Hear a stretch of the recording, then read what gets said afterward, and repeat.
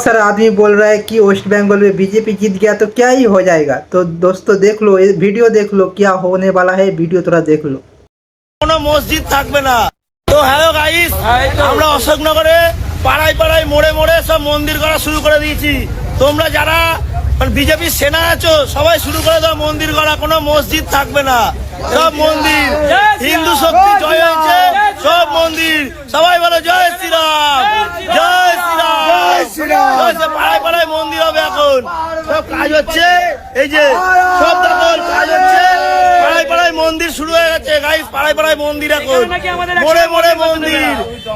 আমাদের এই মোড়ে আমাদের ভারত बीजेपी गवर्नमेंट मणिपुर में जाके जैसा आग लगा के आया है ऐसा वेस्ट बंगाल में भी लगाने वाला है, क्योंकि जो बीजेपी सरकार है, जो बीजेपी गवर्नमेंट है, वो इंग्रेज जैसा डिवाइड रूल फॉलो करता है। ऐसे ही जो बीजेपी सरकार है वो भी डिवाइड रूल फॉलो करता है। हिंदू मुसलमान का अंदर डिवाइड करना, उन लोगों को लड़ाना, यही मकसद है बीजेपी का।